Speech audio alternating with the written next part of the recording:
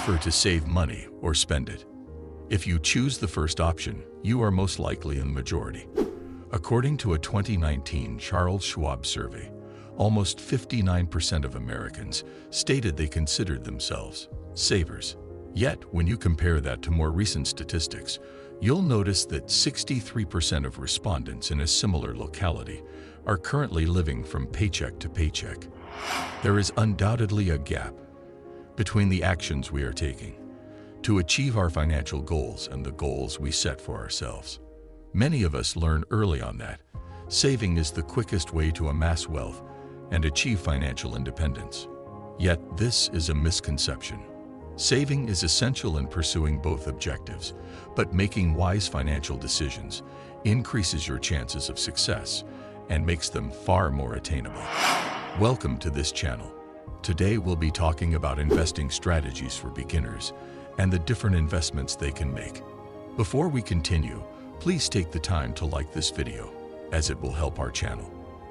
Most people avoid investing because they have a reasonable fear of financial loss rather than financial gain.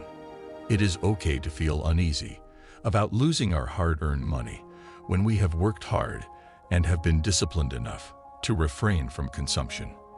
As a result, we save our money in a bank account that is insured.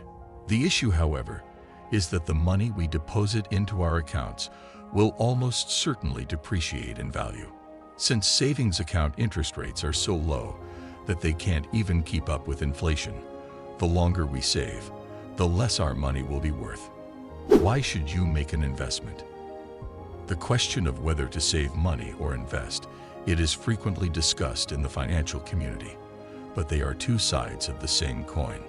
Although savings do not generate funds on its own, it provides the funds required to invest, which makes saving an essential component of the financial toolkit when attempting to increase wealth.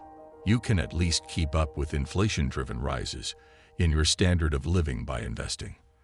The possibility of compound interest or growth gained on growth is at most the main advantage of a long-term investment strategy. How much should you invest or how much should you save?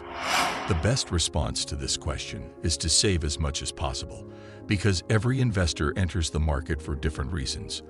As a general rule, saving 20% of your salary is where you should start. More is always better, but it is better to save 20% because it enables you to build up a significant amount of cash over the course of your lifetime. These funds should initially go toward creating an emergency fund that is equal to 3 to 6 months worth of regular expenses.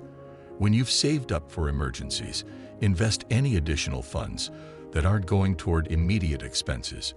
This investment can grow if made carefully and for a considerable amount of time. How does investing work? Acquiring market knowledge is the first step. The market refers to a place where shares of stocks, bonds, and other assets can be purchased and sold in the financial sector. Don't use your bank account to enter the market. To purchase stocks, bonds, and other investable assets, you must first open an investing account, similar to a brokerage account, which you can fund with cash. You can open one of these accounts at reputable companies like Schwab or Fidelity in the same way that you would open a bank account. What is the difference between stocks and bonds?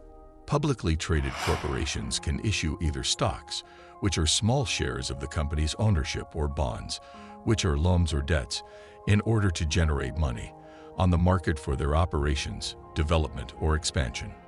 In essence, when a corporation sells bonds on the market, it is requesting loans from investors to fund its operations.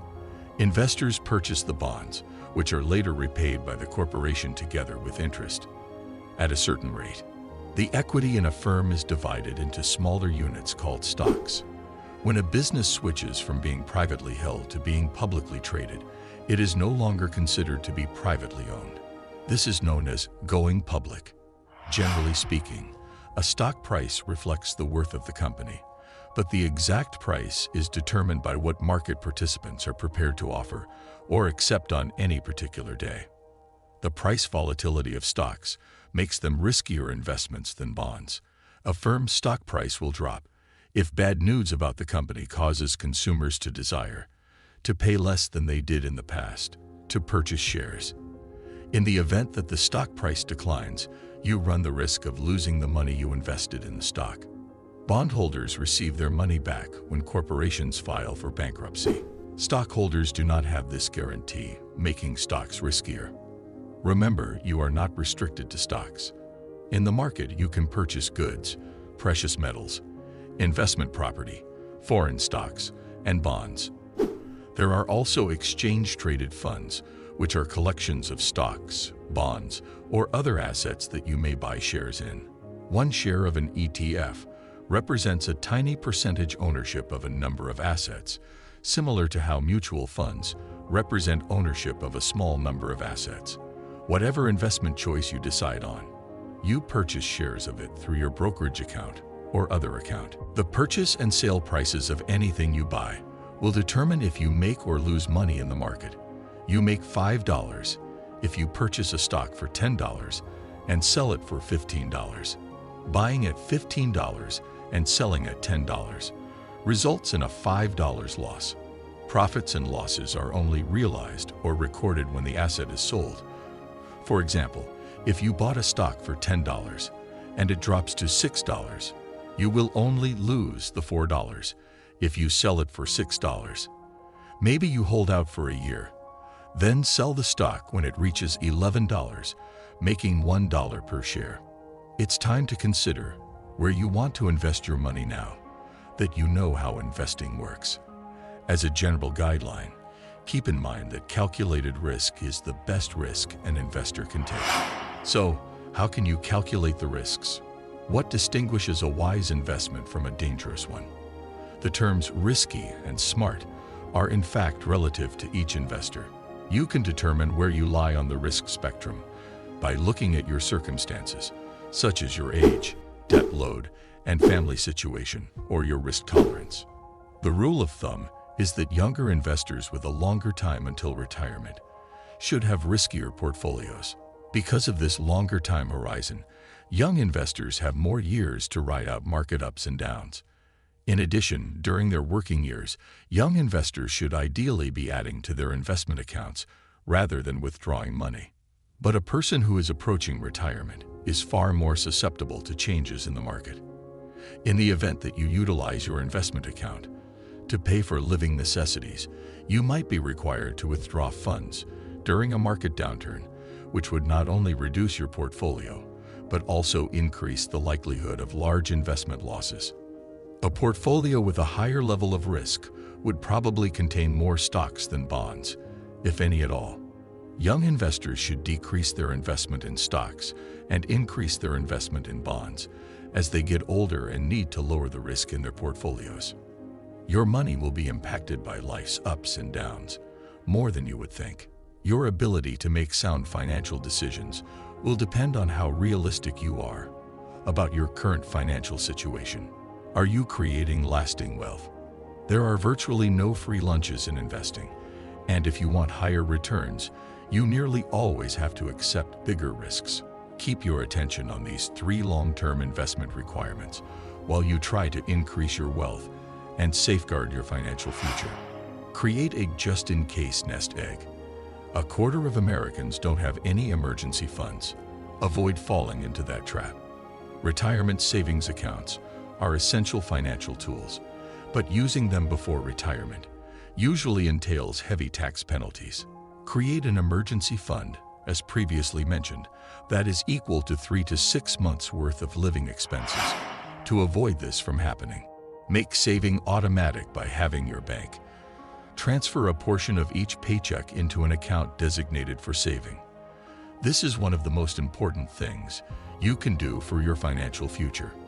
Instead of making you actively decide to save money, this makes sure you do it consistently.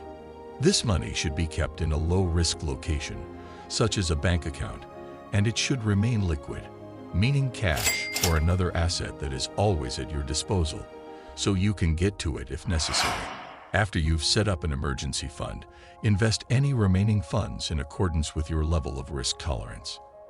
Decide what proportion of your assets you want to be in safer assets, stocks, and shares, and what proportion you want to be in riskier assets, cash, and bonds to steer your savings in the proper direction.